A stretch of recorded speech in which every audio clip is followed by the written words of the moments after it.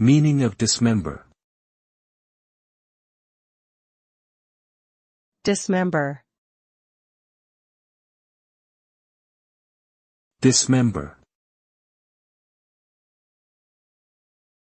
Dismember. Dismember.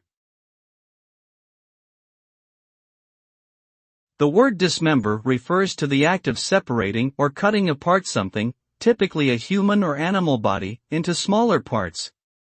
The result of dismemberment is a fragmented and disfigured structure that was once a whole entity.